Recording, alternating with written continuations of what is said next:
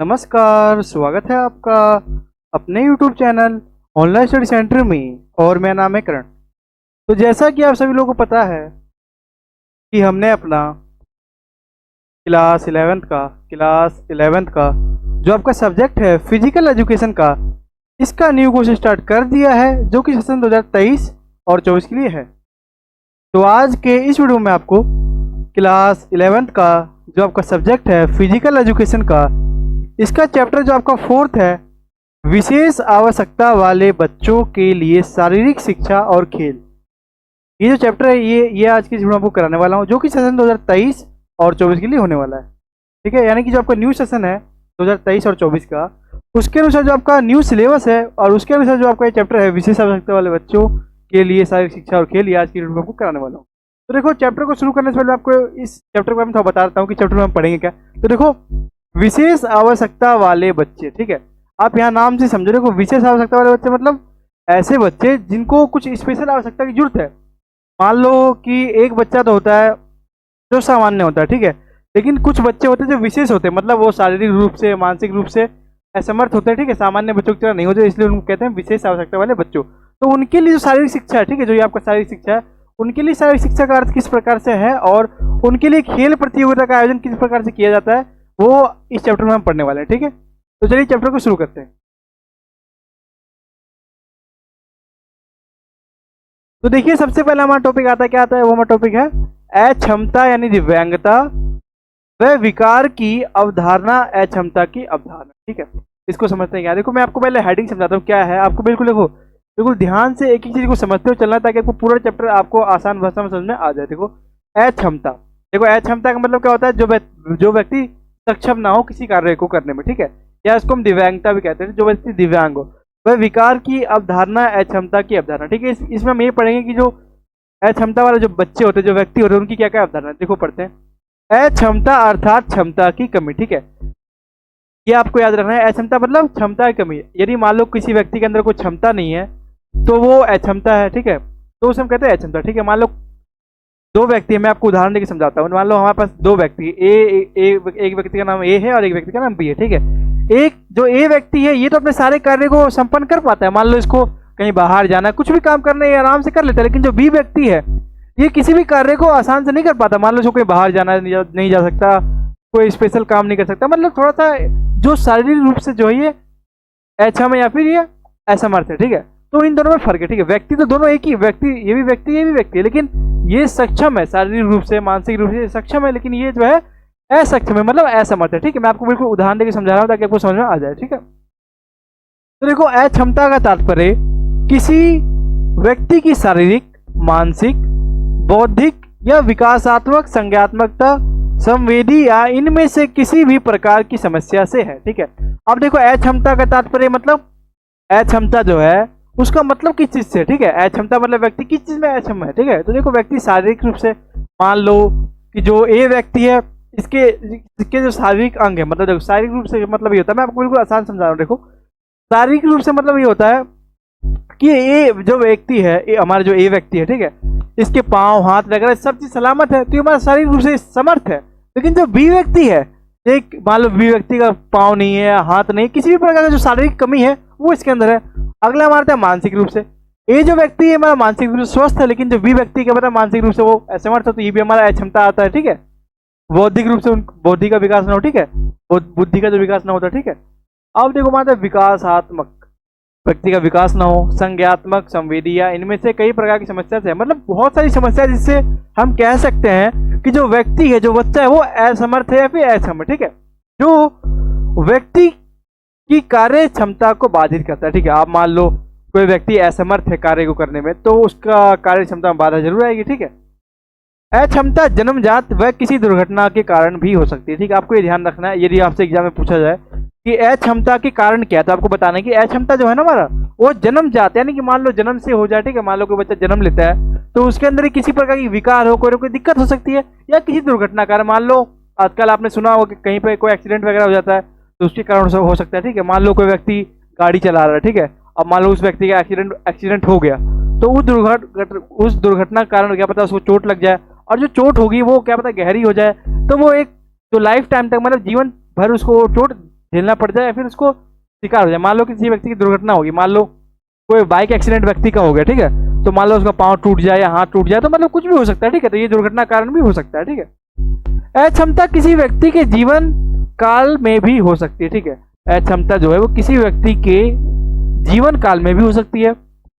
विश्व स्वास्थ्य संगठन, ठीक है, जो हमारा वर्ल्ड हेल्थ ऑर्गेनाइजेशन है, उसके अनुसार अक्षमता वह अवस्था होती है जिसमें व्यक्ति के कार्य करने की क्षमता कम हो जाती है, ठीक है। आपको सीधी भाषा में याद रखना है, यदि आपसे एग्जाम में क्वेश्चन पूछा जाए कि अक्षमता से क्या तात्पर्य है या फिर आप अक्षमता से क्या समझते हैं, तो आपको सीधी भाषा में लिखना है कि व्यक्ति की कार्य करने की क्षमता में कमी होना ही अक्षमता कहलाता है, ठीक है। मान लो कोई व्यक्ति वो कार्य नहीं कर पाएगा तो उसको हम कहते हैं अक्षमता, ठीक है। अब देखो हमारा आता है विकार। विकार क्या होता है, इसकी अवधारणा ये समझते हैं। देखो, विकार को आमतौर पर मानसिक विकार से जोड़ दिया जाता है, ठीक है। जो विकार है उसको आमतौर पर किससे, मानसिक विकार से जोड़ दिया जाता है। विकार व्यक्ति के प्रदर्शन व दैनिक दिनचर्या में काम करने की क्षमता को बाधित करता है, ठीक है। जो विकार होता है, मान लो किसी व्यक्ति के अंदर जो मानसिक रूप से विकार है, तो वो अपने दैनिक जीवन के कार्य को समर्थ नहीं कर पाएगा या फिर अपने दैनिक जीवन जो कार्य है उसको पूरा नहीं कर पाएगा, ठीक है। वो एक तरह से बाधा उसके जीवन में उत्पन्न करता है, ठीक है। कोई भी प्रकार, देखो कोई भी विकार शुरुआत में साधारण समस्या जैसा प्रतीत होता दिखाई देता है। मान लो कोई व्यक्ति को विकार हो गया तो शुरुआत में जो साधारण समस्या दिखाई देगा, लेकिन धीरे धीरे इसके जो परिणाम है वो घातक होने लगते हैं, ठीक है। धीरे धीरे जो उसके परिणाम है वो घातक होने लगते हैं, ठीक है। विकार का कोई समय नहीं होता, ठीक है। जो विकार है उसका कोई समय नहीं होता, किसी भी समय किसी भी व्यक्ति को कभी भी आ सकता है, ठीक है। अब देखो, यह व्यक्ति को कभी भी प्रभावित कर सकता है। जो विकार है वो व्यक्ति को कभी भी प्रभावित कर सकता है, ठीक है। यदि विकार का सही समय पर पता नहीं चलता है तो वह आगे चलकर अक्षमता में बदल जाता है, ठीक है। अगर व्यक्ति का अगर विकार का सही समय पता ना चले, मान लो किसी व्यक्ति को कोई विकार हुआ, ठीक है, अगर उसका सही समय पता चल गया तो उसका इलाज कराया जा सकता है, लेकिन यदि उसका सही समय पर पता ही न चले तो उसका इलाज कराया नहीं जा सकता, जिससे वो आगे चल के एक अक्षमता में बदल जाता है, ठीक है। तो ये पूरा चैप्टर जो ये पूरा विशिष्ट आवश्यकता है बच्चे, मतलब किस प्रकार जो असमर्थ लोग होते हैं, जो असमर्थ बच्चे होते हैं, वो किस प्रकार से उनके लिए क्या क्या रणनीति होती है, वो सब हम पढ़ने वाले, ठीक है। तो आपको बिल्कुल ध्यान में एक एक चीज को समझते हुए चलना चाहिए, आपको पूरा चैप्टर आसान हो जाए, समझ में आ जाए, ठीक है। अब देखो हम समझते हैं अक्षमता के प्रकार। अक्षमता के प्रकार कितने प्रकार करो, ठीक है। तो देखो अक्षमता के प्रकार, आप वीडियो को बिल्कुल ध्यान से देखें ताकि आपको चैप्टर समझ में आए। तो देखो समझते हैं इसको, अक्षमता के प्रकार। अक्षमता मैंने आपको बता दिया, जो व्यक्ति किसी कार्य को करने में सक्षम ना हो, ठीक है। पहला हमारा होता है शारीरिक अक्षमता और दूसरा होता है हमारा बौद्धिक अक्षमता। पहले समझते हैं हम शारीरिक अक्षमता होता क्या, ठीक है। देखो, एक प्रकार की विकलांगता है। विकलांगता का मतलब, विकलांग का मतलब समझते होगे कि मान लो कोई व्यक्ति है, उसका मान लो पाँव नहीं है, हाथ नहीं, कुछ भी चीज नहीं है, तो वह एक तरह से विकलांग है, शारीरिक रूप से उसके अंदर कमी है, तो उसको हम कहते हैं शारीरिक अक्षमता। अक्षमता का मतलब यही कि जो समर्थ ना हो, शारीरिक मतलब शारीरिक रूप से जो समर्थ व्यक्ति ना हो, जिसमें व्यक्ति सामान्य तौर पर शारीरिक क्रियाओं को नहीं कर पाता है, ठीक है। जो व्यक्ति शारीरिक रूप से समर्थ नहीं होता है वो सामान्य तौर पर शारीरिक क्रिया को नहीं कर पाता, ठीक है। अगला आता है हमारा बौद्धिक अक्षमता, इसको समझते हैं। तो देखो, एक प्रकार की विकलांगता है जिसमें व्यक्ति सामान्य तौर पर शारीरिक कार्य को नहीं कर पाता, ठीक है। तो व्यक्ति वो सामान्य तौर पर शारीरिक कार्य को नहीं कर पाता। अब समझते हैं अक्षमता का कारण। बहुत ही मोस्ट, मैं आपको बताने वाला हूँ कि बहुत ही मोस्ट इंपोर्टेंट टॉपिक है, आपके एग्जाम में आ सकता है, बहुत ही ज्यादा चांस है कि आपके एग्जाम में क्वेश्चन आ सकता है, ठीक है। तो आपको बिल्कुल ध्यान से इस टॉपिक को समझना है। देखो समझते हैं अक्षमता कारण। आपको देखो बिल्कुल एक एक चीज समझते हुए चलना ताकि कुछ चैप्टर समझ में आ जाए, ठीक है। आप बिल्कुल समझते हो, चलो वीडियो को ध्यान से देखो, आपको पूरा समझ में आ जाएगा। देखो अक्षमताओं के कारण। अब जो हमारी अक्षमता है वो किसी ना किसी कारणवश तो होती होगी। मान लो कोई व्यक्ति अचानक तो हो नहीं जाएगा, कोई कारण होगा ना, तो समझते क्या कारण आपसे एग्जाम में पूछा जा सकता है। जो अक्षमता है इसके कारण बताओ, ठीक है। तो आपको ध्यान में रखते हुए चलना है, ठीक है। तो पहला हमारा संक्रामक रोग। मान लो किसी व्यक्ति को संक्रामक रोग हो जाए तो वो भी अक्षमता का शिकार हो सकता है। अगला हमारा वंशानुगत। वंशानुगत का मतलब ये होता है जब मान लो किसी व्यक्ति के पिता को ये बीमारी थी, ठीक है। मान लो कोई ए व्यक्ति था, ठीक है। ए व्यक्ति का जो पिता था उसको बीमारी थी, फिर उसके पुत्र को ये बीमारी हो गई, फिर उसके पुत्र को बीमारी हो गई, फिर उसके पुत्र को, मतलब एक तरह से वंश के तौर पे, मतलब पहले पिता फिर पुत्र फिर उसके पुत्र, मतलब इस तरह से वंशानुगत भी हो सकता है, ठीक है। मानसिक स्वास्थ्य समस्या। यदि मान लो किसी व्यक्ति को मानसिक स्वास्थ्य की समस्या है तो वो भी अक्षमता के कारण में आ जाता है, ठीक है। गलत टीकाकरण अथवा गलत दवा का इस्तेमाल। मान लो कोई व्यक्ति है, वो उसका गलत बच्चे का मान लो छोटा बच्चा है, उसका गलत टीकाकरण हो जाए या फिर गलत दवा का इस्तेमाल करने से भी अक्षमता का शिकार बच्चा हो सकता है। कुपोषण, व्यक्ति को यदि पोषण युक्त आहार न मिले, उसके अंदर पोषण की कमी हो जाए तो वो कुपोषण का शिकार भी हो सकता है। ये भी कारण बन जाएंगे। ठीक है, कारण का मतलब ये है कि जो अक्षमता है वो किन किन कारणों से हो सकता है वो आपको समझते हुए चल रहा है। ठीक है, युद्ध, मान लो आपने देखा होगा आजकल, मान लो कहीं लड़ाई वगैरह हो जाए। ठीक है, तो लड़ाई में आप सभी जानते हो, मान लो कहीं लड़ाई हो जाए तो लड़ाई, मान लो किसी व्यक्ति का पाँव हाथ टूट जाए, किसी का मान लो 10 लोग, मान लो 2 लोग लड़ाई कर रहे हैं। ठीक है, मान लो एक व्यक्ति का नाम ए है, एक व्यक्ति का नाम बी है। ठीक है, अब मान लो ए और बी में लड़ाई हो रहा है। अब मान लो बी व्यक्ति ने ए व्यक्ति को ज्यादा कुछ कर दिया, मान लो लड़ाई में ए व्यक्ति का पाँव टूट गया, तो युद्ध के कारण भी कई बार क्या होता है, अक्षमता का व्यक्ति शिकार हो जाता है। अब समझते हैं अंत है स्त्रावी ग्रंथि में रुकावट। ठीक है, अंतरा स्त्रावी जो ग्रंथि है उसमें रुकावट। अगला हमारा बीमारी, व्यक्ति को मान लो कोई बीमारी हो जाए तो भी वो अक्षमता का शिकार हो सकता है। अगला हमारा जहर, यदि मान लो व्यक्ति कोई जहर का सेवन कर लिया, कोई जहर खा ले तो उसको भी बीमारी हो सकता है, जहर के कारण भी यह अक्षमता का व्यक्ति शिकार हो सकता है।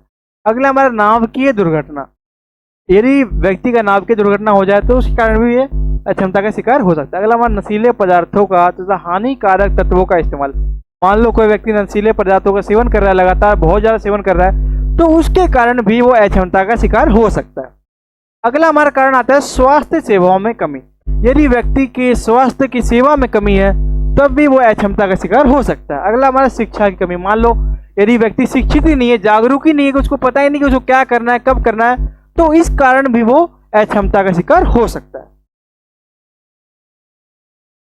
अगला हमारा आता है बौद्धिक अक्षमता, इसको समझते हैं ये क्या चीज है। ठीक है, तो देखो इस स्थिति में पीड़ित व्यक्ति किसी क्षति के कारण न केवल दैनिक जीवन से जुड़ी मानसिक क्रियाएं कर पाता है, अपितु अनुकूली व्यवहार संबंधी क्रिया भी नहीं कर पाता। बौद्धिक मतलब एक तरह से बुद्धि से जुड़ा हुआ। ठीक है, मानसिक रूप से उसको आप कह सकते हो, मतलब इसमें जो व्यक्ति होता है वो मानसिक रूप से असमर्थ हो जाता है, वो किसी भी कार्य को सही तरह से नहीं कर पाता। ठीक है, तो इसको हम कहते हैं बौद्धिक अक्षमता। अगला हमारा शारीरिक अक्षमता आता है, ये क्या समझते हो, देखो इस स्थिति में पीड़ित व्यक्ति किसी शारीरिक क्षति के कारण अपनी दैनिक क्रियाएं करने में असमर्थ रहता है। उदाहरण के लिए अंधापन, कोई व्यक्ति मान लो अंधा हो जाए, अंशिका हो जाए, अंधापन, की परासी, सुनने में परेशानी, मतलब किसी प्रकार की जो शारीरिक जो समस्या व्यक्ति के अंदर उत्पन्न हो जाए तो वो शारीरिक अक्षमता में आता है। ठीक है, मैं आपको देखो एक आसान भाषा में समझाता हूँ। ठीक है, आपको इन दोनों को याद रखने का एक आसान ट्रिक बताता हूँ। ठीक है, इन दोनों को याद रखने का एक ट्रिक क्या, देखो आप ये समझो, ये शारीरिक रूप से आप ये समझ लो कि इसमें आप याद कर लो कि शारीरिक मतलब व्यक्ति जो शारीरिक रूप से असमर्थ हो जाएगा या फिर शारीरिक रूप से उसके अंदर कमी आ जाएगी। ठीक है, उसके मान लो पाँव नहीं, हाथ नहीं, कुछ भी। अब बौद्धिक मतलब आप मानसिक रूप से इसको मान लो। ठीक है, मतलब व्यक्ति मानसिक रूप से कमजोर हो जाए। ठीक है, उसको मानसिक रूप से जो भी समस्या होती है वो हमारा है बौद्धिक अक्षमता में। अगला समझते हैं रूपांतरित या अनुकूलित शारीरिक शिक्षा के लक्ष्य एवं उद्देश्य। ठीक है, आपको जो हेडिंग है, नहीं जितने भी टॉपिक्स आते हैं इन सभी को आपको बिल्कुल ध्यान से समझते हुए चलना। ठीक है, तो देखो समझते हैं क्या है। तो देखो रूपांतरित या अनुकूलित शारीरिक शिक्षा के लक्ष्य एवं उद्देश्य, पहले इसकी अवधारणा समझ, अवधारणा क्या है। तो देखो रूपांतरित, ये जो रूपांतरित या अनुकूलित शारीरिक शिक्षा ये है क्या, वो समझते हैं पहले। तो रूपांतरित या अनुकूलित शारीरिक शिक्षा का एक उप विषय है। ठीक है, जो उन बच्चों के लिए तैयार किया गया है जो कि दिव्यांग, अपाहिज, मानसिक रूप से कमजोर, बहरापन, वाक दुर्बलता, अंधापन, अस्थियों की दुर्बलता और भाषण अक्षमता आदि से प्रभावित होते हैं। ठीक है, मतलब जो ये रूपांतरित या अनुकूलित शारीरिक शिक्षा का जो लक्ष्य जो ये है, ये क्या है, तो जो व्यक्ति शारीरिक रूप से असमर्थ है या मानसिक रूप से या बौद्धिक रूप से असमर्थ है, तो उन देखो जो व्यक्ति शारीरिक रूप से असमर्थ है या जो व्यक्ति बौद्धिक या मानसिक रूप से असमर्थ है, तो उन व्यक्तियों के लिए एक अनुकूलित शारीरिक शिक्षा का जो ये एक उप विषय है जो उन बच्चों के लिए तैयार किया गया जो भी शारीरिक रूप से और मानसिक रूप से असमर्थ है उनके लिए। ठीक है, रूपांतरित शारीरिक शिक्षा के कार्यक्रमों में शारीरिक पुष्टि, गामक पुष्टि, मौलिक गामक कौशल, जलीय कौशल, नृत्य कौशल व व्यक्तिगत और समूह खेल शामिल होते हैं जो दिव्यांगों की विशेष आवश्यकताओं की पूर्ति करते हैं। ठीक है, मतलब इसके अंदर जो दिव्यांग बच्चे होते हैं उनकी जो पूर्ति की जाती है, उनकी जो दिव्यांगता उनको एक तरह से उनका पूर्ति किया जाता है, ठीक है, उनको मतलब एक तरह से प्रोत्साहन दिया जाता है, मोटिवेट किया जाता है, उनको खेल खिलाया जाता है, उनको एक तरह से उनकी जो जो भी उनकी विकार है, जो भी उनको समस्या है, उनसे उनको किस प्रकार से वो सुधर सकते हैं उनका प्रयास किया जाता है, ठीक है। तो देखो, रूपांतरित शारीरिक शिक्षा उन बच्चों के लिए एक बहुपक्षीय सेवा है जो सामान्य बच्चों की तरह गतिविधियां नहीं करती, ठीक है। आप सभी जानते हो कि समाज जो है वो एक बराबर नहीं होता, ठीक है। समाज में कुछ बच्चे, मान लो समाज 10 प्रकार का होता है, ठीक है। मान लो ए बी सी डी, मान लो 4 प्रकार के लोग हैं। एक व्यक्ति तो स्वस्थ, पूरा शारीरिक रूप से बिल्कुल एकदम फिट है, ठीक है, स्वस्थ है, ठीक है, शारीरिक मानसिक रूप से। बी व्यक्ति जो है वो शारीरिक रूप से स्वस्थ है लेकिन मानसिक रूप से असमर्थ है। सी व्यक्ति मान लो दोनों से असमर्थ है। डी व्यक्ति मान लो कोई और समस्या है। मतलब समाज जो है वो एक तरह का नहीं है, समाज में अलग अलग प्रकार की विभिन्नताएं होती है। तो ठीक उसी प्रकार समाज में हर एक बच्चा समान नहीं होता। तो देखो, कुछ बच्चे होते हैं जो सामान्य बच्चों की तरह जो गतिविधि नहीं कर सकते, ठीक है। जो बच्चे सामान्य नहीं होते, मतलब उन बच्चों में किसी न किसी प्रकार की विकार जो है वो विद्यमान होती है, किसी न किसी प्रकार की उनके अंदर समस्या होती है। तो देखो, ऐसे बच्चों को रूपांतरित खेलकूद कराया जाता है, ठीक है। ऐसे जो बच्चे हैं उनको रूपांतरित खेलकूद कराया जाता है, ठीक है, जो उनके जीवन में मनोरंजन, सुयोग्यता, विकास और नैतिक मूल्यों इत्यादि के विकास में महत्वपूर्ण भूमिका निभा सकती है, ठीक है। देखो, इसका नाम ही क्या था, इसका नाम से आपको समझाता हूँ। देखो, रूपांतरित या अनुकूलित। देखो, अनुकूलित का मतलब होता है अनुकूल। देखो, आपने 2 वर्ड पढ़ा होगा, पहला होता है हमारा प्रतिकूल और दूसरा होता है हमारा अनुकूल, ठीक है। अनुकूल मतलब उसके अनुसार, प्रतिकूल मतलब उसके विपरीत, ठीक है। यहाँ पे अनुकूल की बात हो रही है, अनुकूलित शारीरिक शिक्षा, यानी जो विशेष आवश्यकता वाले जो बच्चे हैं, जो एक तरह से असमर्थ बच्चे, जो बच्चे असमर्थ हैं, उनके अनुसार क्या क्या शारीरिक शिक्षा हो सकता है, किस प्रकार से उनका मनोरंजन करे, किस प्रकार से हम उन्हें मोटिवेट करें, किस प्रकार से उन्हें प्रोत्साहन दे, किस प्रकार से हम कर सकते हैं, वो हम पढ़ते हैं रूपांतरित या अनुकूलित शारीरिक शिक्षा में, ठीक है। अब देखो, इसका अर्थ क्या है, इसके मीनिंग समझते हैं, ठीक है। आपको मैं आपको बिल्कुल देखो, चैप्टर बिल्कुल मैं आपको ध्यान से समझा रहा हूँ, एक एक चीज एकदम डीप बता रहा था कि वो चैप्टर बिल्कुल आसान भाषा में समझ में आ जाए। इसलिए आप वीडियो को पूरा देखें ताकि आपको चैप्टर में कोई भी दिक्कत ना हो, बिल्कुल आसानी से आपको चैप्टर समझ में आ जाए, ठीक है। तो देखिए, इसका अर्थ समझते हैं, यानी मीनिंग। इसका मीनिंग क्या है, इसका अर्थ क्या है। तो देखो, विभिन्न प्रकार की अक्षमताओं से प्रभावित छात्रों की रुचियों, क्षमताओं और सीमाओं के अनुरूप विकासात्मक गतिविधियों और खेलों का एक विधिकृत कार्यक्रम रूपांतरित अथवा अनुकूलित शारीरिक शिक्षा कहलाती है, ठीक है। यदि मान लो आपसे एग्जाम में क्वेश्चन पूछा जाए कि रूपांतरित या अनुकूलित शारीरिक शिक्षा क्या है, ठीक है, तो जो भी हमारे विभिन्न प्रकार की जो अक्षमता होती है से प्रभावित छात्रों की रुचियों और क्षमताओं के सीमाओं के अनुरूप, मतलब छात्रों के अनुसार ही उनके विकास, गतिविधियों और खेलों का एक विस्तृत कार्यक्रम रूपांतरित या अनुकूलित शारीरिक शिक्षा कहलाता है, ठीक है। तो ये इसकी परिभाषा होगी। अब समझते हैं इसका लक्ष्य क्या है, इसका एम क्या है, मतलब इसका लक्ष्य क्या है वो समझ लो, ठीक है। इसका लक्ष्य क्या है, तो देखो, रूपांतरित शारीरिक शिक्षा का लक्ष्य सभी विशेष आवश्यकता वाले बच्चों को उनकी अक्षमता की परवाह किए बिना सुरक्षित और सफलतापूर्वक कम से कम प्रतिबंधात्मक वातावरण में शारीरिक शिक्षा की गतिविधियों में भाग लेने का अवसर प्रदान करना है, ठीक है। आप ये समझो, आपने ये समझ लिया कि ये क्या है, अनुकूलित, जो हमारा रूपांतरित या अनुकूलित शारीरिक शिक्षा वो क्या है, जो व्यक्ति असमर्थ है उनके अनुसार शारीरिक शिक्षा का कार्यक्रम चलाया जाता है। लेकिन आप ये दिमाग लगाओ, इसका लक्ष्य क्या हो सकता है। तो इसका लक्ष्य क्या है, जो व्यक्ति असमर्थ है उनको सहायता देना, उनका विकास करवाना, ये इसका लक्ष्य है। आप अपने मन से भी लिख सकते हो, ठीक है। देखो, हर चीज रटने की नहीं होती, आपको कुछ चीज समझना पड़ेगा। मान लो ये जो कुछ टॉपिक होते हैं, ठीक है, आपको बिल्कुल समझते हुए चला, मान लो आप समझ लोगे तो आप एग्जाम में अपने भाषा में भी लिख सकते हो, ठीक है, कोई दिक्कत नहीं है, ठीक है। रटो मत, हर चीज को समझते हो चलो, बिल्कुल आसान चैप्टर है, आपको आसान भाषा में समझ में आ जाएगा, ठीक है। देखो, जिन विद्यार्थियों को विशेष शारीरिक शिक्षा कार्यक्रम की आवश्यकता होती है, ठीक है, जो बच्चे विशेष होते हैं उनको एक विशेष कार्यक्रम की आवश्यकता होती है। रूपांतरित शारीरिक शिक्षा के अंतर्गत शारीरिक पुष्टि, गामक पुष्टि, मूलभूत गामक कौशल और तैराकी के विभिन्न कौशल, नृत्य कौशल, व्यक्तिगत एवं सामूहिक खेलकूद आदि को शामिल किया गया, ठीक है। तो इसके अंदर ये सब चीज को शामिल किया गया। अब इसके उद्देश्य क्या क्या वो समझते हैं, ठीक है। तो पहला उद्देश्य क्या है, शारीरिक शिक्षा की सेवाएं प्रदान करना, ठीक है। दूसरा हमारा उद्देश्य गामक कौशलों का विकास करना, ठीक है। तीसरा उद्देश्य आत्मसम्मान को विकसित करना। उद्देश्य का मतलब यही है कि मतलब जो विशेष आवश्यकता वाले जो हमारे बच्चे हैं उनके लिए जो ये अनुकूलित, जो रूपांतरित या अनुकूलित शारीरिक शिक्षा, उनका क्या क्या उद्देश्य है वो समझते हैं, ठीक है। तो पहला आपने समझ लिया कि शारीरिक शिक्षा की सेवा प्रदान करना। उनके लिए जो सहायक शिक्षा की सेवा प्रदान करना। दूसरा गामा कौशलों का विकास करना, आत्म सम्मान को विकसित करना। चौथा हमारा है शरीर यांत्रिकी के ज्ञान का विकास करना। अगला हमारा है खेलों में सक्रिय भागीदारी में वृद्धि करना। अगला हमारा है, अगला जो हमारा उद्देश्य वो है समाजीकरण का विकास करना। और जो अगला हमारा खेल भावना को बढ़ावा देना। ठीक है, तो ये हमारे उद्देश्य हो जाते हैं। ठीक है, अब अगला जो हमारा टॉपिक आता है वो है विशेष आवश्यकताओं वाले बच्चों के लिए विभिन्न पेशेवरों की भूमिका। पेशेवर मतलब जो भी, मान लो किसी व्यक्ति का पेशा है, वो टीचर है, कोई डॉक्टर है, कोई इंजीनियर है, मतलब अलग अलग जो जॉब होती है, जो उनका करियर होता है वो उस पेशा। ठीक है, तो देखो जो विशेष आवश्यकता वाले बच्चों के लिए विभिन्न पेशेवरों की भूमिका। भूमिका का मतलब क्या होता है? महत्व। ठीक है, भूमिका मतलब क्या होता है? महत्व। आपको देखो, मेरा मकसद क्या आपको पढ़ाने का, कि आपको ना हर एक चीज समझ में आए, आपको रटना ना पड़े कोई चीज। ठीक है, ताकि आपके देखो, अगर आप रटोगे तो आप जो रट के जाओगे वही क्वेश्चन का आंसर आप कर पाओगे, लेकिन जब आप समझ के जाओगे तो आपको ऐसा भी क्वेश्चन आपको इस चैप्टर में से आ जाए आप कर लोगे। ठीक है, इसलिए मैं आपको बिल्कुल गहराई से बता रहा हूँ। ठीक है, तो देखो विशेष आवश्यकताओं वाले बच्चों के लिए विभिन्न पेशेवरों। ठीक है, भूमिका का मतलब आपने समझ गया होगा आप। ठीक है, तो भूमिका का मतलब होता है एक तरह से उसका रोल, जो उनका महत्वपूर्ण जो भाग है। जैसे मान लो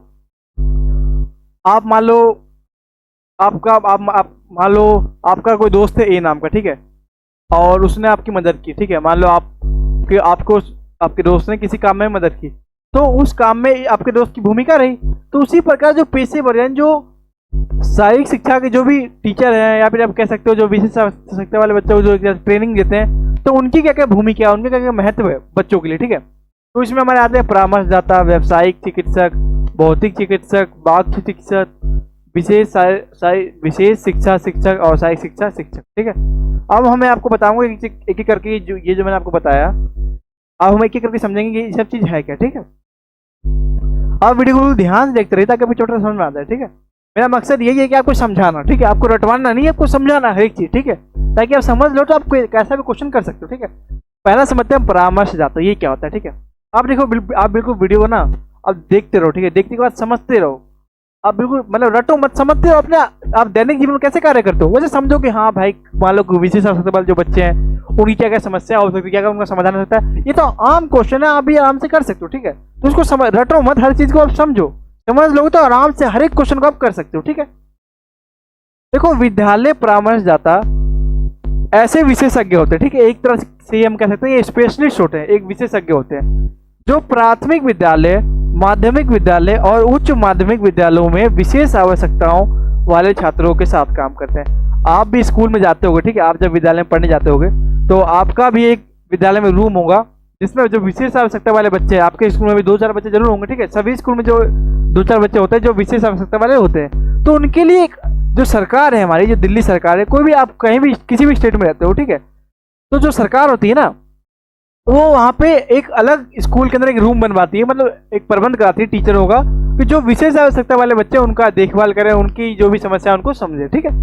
ताकि वे यह सुनिश्चित कर सके कि उनके पास शिक्षा के व्यक्तिगत व सामाजिक विकास और कैरियर विकास के क्षेत्रों में अपनी उच्चतम क्षमता प्राप्त करने के लिए आवश्यक सेवाएं हो। ठीक है, उनके पास जो आवश्यक सेवा है वो समझ सके। ठीक है, इसे विशेष शिक्षा कक्षाओं में व्यक्तिगत परामर्श, सामूहिक परामर्श, साथ ही नियमित शिक्षा कक्षाओं में सामाजिक, भावनात्मक, व्यवहारिक और शारीरिक अक्षमताओं वाले छात्रों के साथ काम करके पूरा किया जा सकता है। ठीक है, मतलब इसका मतलब ये देखो, परामर्शदाता मतलब एक तरह से अपने विचार देना। ठीक है, तो मैं आपको समझाता हूँ बिल्कुल आसान भाषा में। ये तो देखो, आपको समझाता हूँ बिल्कुल आसान भाषा में। जो वहाँ परामर्शदाता होता है ना, वो क्या वो समझता है।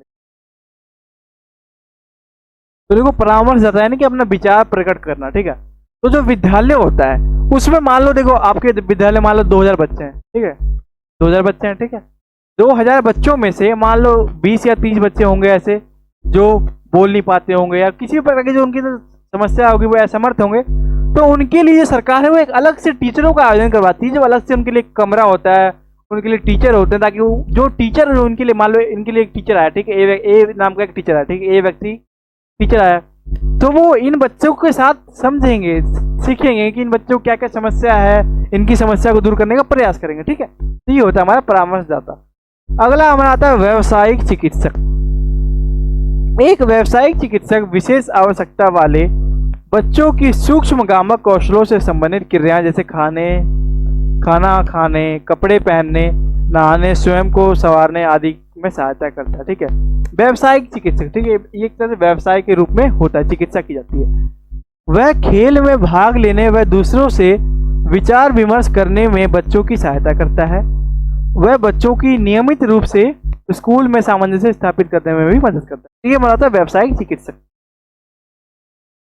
अब अगला समझते हैं हम भौतिक चिकित्सक। ये क्या है? देखो, भौतिक चिकित्सक, एक भौतिक चिकित्सक को शारीरिक गतिविधियों और शारीरिक चुनौतियों पर काबू पाने के लिए आकलन एवं उपचार के लिए प्रशिक्षित किया जाता है। ठीक है, जैसे संतुलन बैठाने और चलने में समन्वय आदि। ठीक है, वे बच्चे की स्वतंत्रता और गतिशीलता को प्रोत्साहित करने के लिए तरीके खोजते हैं। ठीक है, जो भौतिक होते हैं, जो एक तरह से जो भौतिक चिकित्सक होते हैं, वो बच्चों को एक तरह से प्रोत्साहित करते हैं, मोटिवेट करते हैं। उन बच्चे, देखो आप, जो विशेष आवश्यकता वाले बच्चे हैं, वो एक तरह से कहीं ना कहीं उदास रहते हैं। ठीक है, क्योंकि समाज में उनको एक सम्मान नहीं दिया जाता। ठीक है, मान लो 2 बच्चे हैं, ए व्यक्ति और बी बच्चा। ठीक है, 2 बच्चा है, तो ए बच्चे को सम्मान दिया जा रहा है, लेकिन बी जो बच्चा है उसको सम्मान नहीं दिया जा रहा है। किसी कहीं ना कहीं से वो बच्चा जो टूट चुका है अपने अंदर, वो एक तरह से असमर्थ है, मतलब वो हताश निराश बैठा हुआ है। लेकिन जो भौतिक चिकित्सक होते हैं, वो उनके अंदर मोटिवेशन भरते हैं, उनको मोटिवेट करते हैं कि नहीं, आपका भी समाज में महत्व है, आप भी बहुत कुछ कर सकते हो। ठीक है,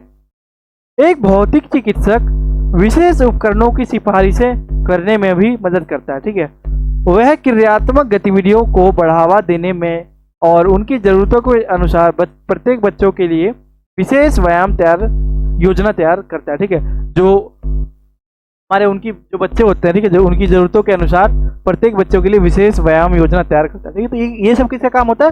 भौतिक चिकित्सक का। ठीक है, तो आपको समझते हो चलना एक एक चीज बिल्कुल बारीकी से मैं आपको बता रहा हूँ। ठीक है, अगला आता है हमारा वाक चिकित्सक।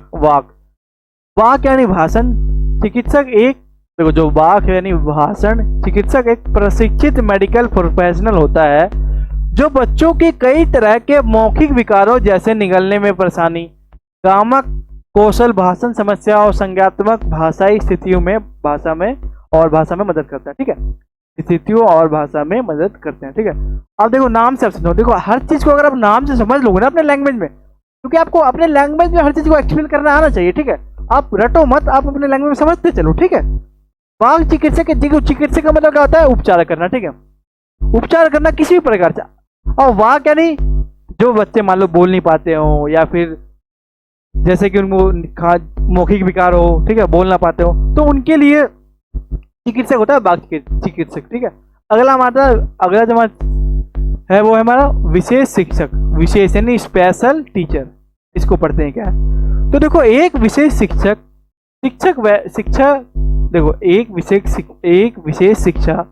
शिक्षक वह होता है जो उन बच्चों और युवाओं के साथ काम करते हैं जिनमें गंभीर संज्ञात्मक, भावनात्मक और शारीरिक अक्षमता को पूरा करने के लिए पाठ्यक्रम और क्रियाओं का सृजन भी करता है तथा उन्हें लागू भी करता है। ठीक है, मतलब ये इस प्रकार के शिक्षक होते हैं जो विशेष आवश्यकता वाले जो बच्चे होते हैं ना, तो उनके लिए उनके अनुसार क्या क्या उनके लिए जो पाठ्यक्रम वगैरह उनके अनुसार लागू किया जाता है ताकि वो भी पढ़ सके, वो भी सीख सके।